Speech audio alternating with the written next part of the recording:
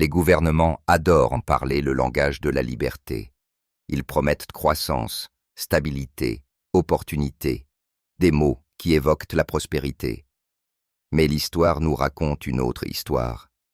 Derrière les discours raffinés et les slogans patriotiques, le pouvoir s'est toujours appuyé sur une magie financière discrète, des astuces conçues pour maintenir les gens ordinaires occupés, dépendants et ruinés. Ce qui aggrave encore les choses, c'est l'ancienneté de ces astuces. Elles ont été perfectionnées et réinventées au fil des siècles. Chaque génération leur donne un nouveau nom: réforme, reprise, relance.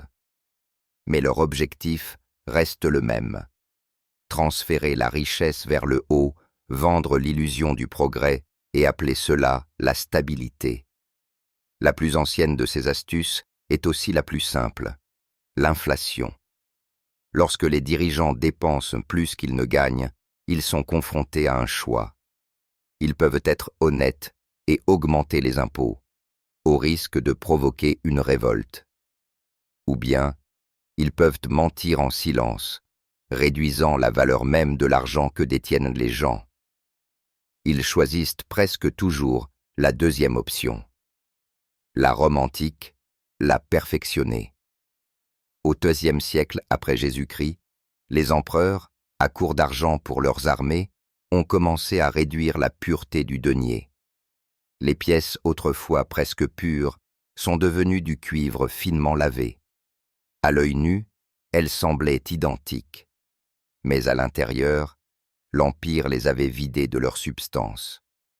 Le résultat s'est produit discrètement, puis d'un seul coup. Les prix ont grimpé en flèche. Les économies se sont transformées en poussière. Les salaires ont couru après une valeur monétaire en constante diminution. C'était une taxation déguisée en chimie, un vol caché dans la métallurgie, et l'Empire a fait comme si rien n'avait changé. Cette taxe silencieuse existe toujours. Aujourd'hui, elle provient des banques centrales plutôt que des hôtels des monnaies romains. Les outils sont numériques et non plus du métal en fusion, mais le résultat est identique. Votre pouvoir d'achat diminue, tandis que les dettes de l'État fondent comme neige au soleil. C'est la même vieille alchimie, avec une meilleure image de marque. À l'arrivée du Moyen Âge en Europe, le jeu a évolué. Les monarques ont remplacé les empereurs, mais la soif de fond est restée. Les guerres, les palais, les croisades, tout cela exigeait de l'or. Les rois ont donc trouvé une nouvelle astuce: les prêts forcés. Ils appelaient cela un devoir et non une coercition. En Angleterre, en France et en Espagne, les marchands et les guildes recevaient des demandes polies qu'ils ne pouvaient refuser. « Prêtez à la couronne », disaient les lettres. Ceux qui refusaient s'exposaient à des amendes, à la confiscation de leurs biens, voire pire. Parfois, le remboursement était promis, parfois, les intérêts aussi. Mais lorsque l'argent était restitué, il s'agissait de pièces dont la valeur avait diminué de moitié, si tant est qu'il était restitué. La couronne construisait des forteresses et menait des guerres. Les marchands perdaient des fortunes et appelaient cela du patriotisme. La coercition portait le masque de la loyauté. Et le système prospéra, siècle après siècle, car le devoir est un puissant déguisement. Au XVIIIe siècle, la supercherie devint plus élégante. La Grande-Bretagne, empire des marchands, transforma la finance elle-même en astuce. En 695, la Banque d'Angleterre vit le jour. Officiellement, elle était censée stabiliser le royaume. La vérité était plus simple. Le gouvernement avait besoin d'argent pour combattre la France. De riches investisseurs ont prêté des fonds à la couronne en échange d'intérêts garantis par les impôts. Sur le papier, cela ressemblait à un partenariat entre le gouvernement et les citoyens. En réalité, il s'agissait d'une machine à transférer des richesses. Les riches achetaient des obligations et percevaient des revenus sûrs. Les pauvres payaient ces intérêts par le biais de taxes sur le sel, la bière et les tissus. C'était une illusion brillante. La taxation déguisée en investissement. Le pari le plus sûr au monde était de prêter au gouvernement. Et qui garantissait ces rendements? Les travailleurs, les agriculteurs, les consommateurs. Leur sueur se transformait en paiement d'intérêts, leur travail en sécurité pour l'élite.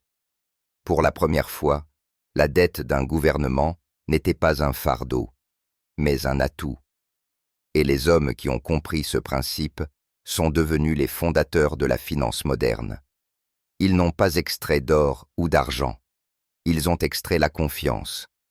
Et cette confiance, une fois institutionnalisée, pouvait être échangée, empruntée et vendue, tout cela aux dépens du peuple. L'histoire montre que ce moment a été un tournant. Le jeu ne portait plus sur les métaux ou les pièces de monnaie. Il portait désormais sur des systèmes invisibles, complexes et persuasifs. Car lorsque les gens croient à une promesse, vous n'avez plus besoin de voler. Il suffit d'imprimer, d'emprunter ou de légiférer pour faire disparaître la valeur. À l'aube du XVIIIe siècle, le plan était prêt. L'inflation comme impôt silencieux, les prêts comme devoir patriotique, la dette comme progrès national.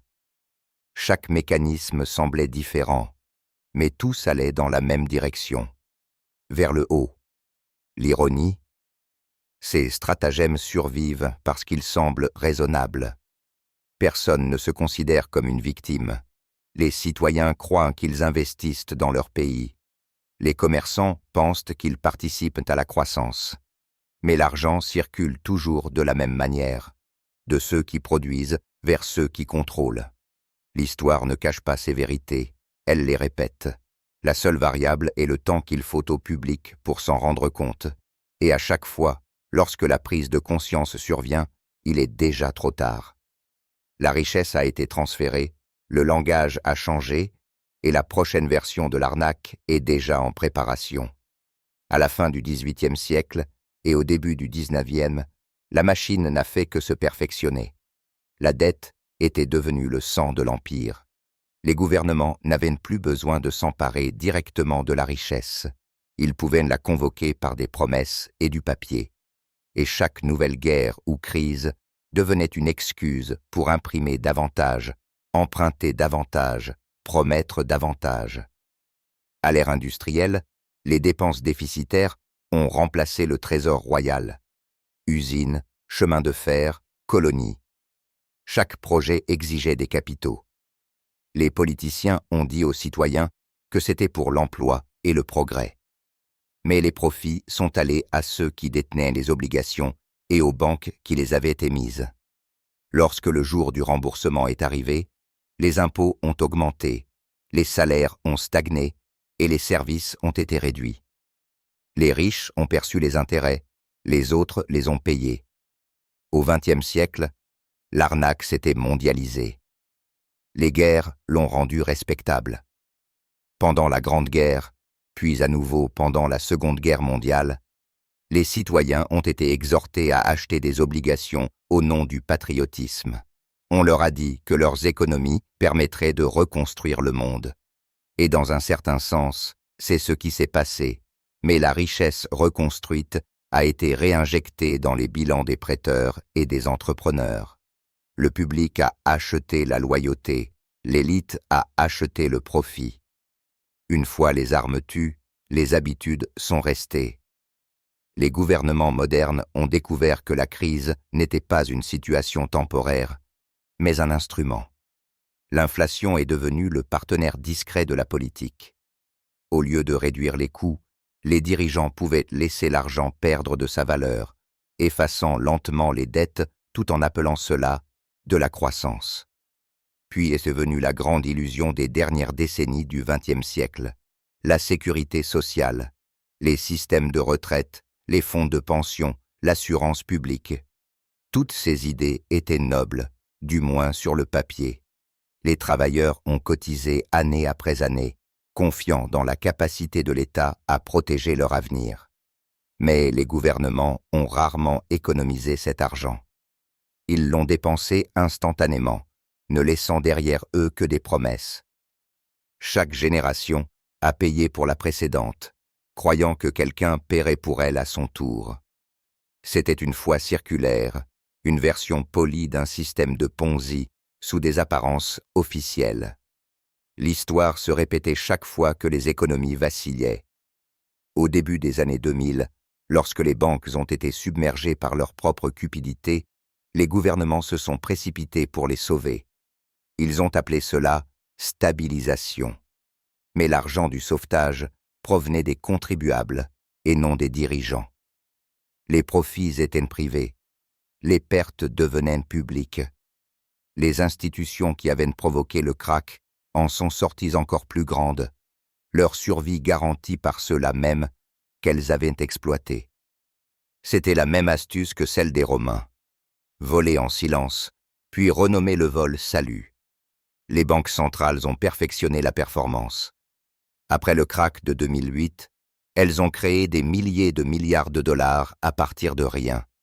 Elles ont appelé cela « assouplissement quantitatif », une expression si opaque qu'elle décourageait la curiosité. Les marchés se sont réjouis. Les prix des actifs ont grimpé en flèche. Les actions, l'immobilier et les obligations ont tous atteint des niveaux records. Mais qui détenait la plupart de ces actifs?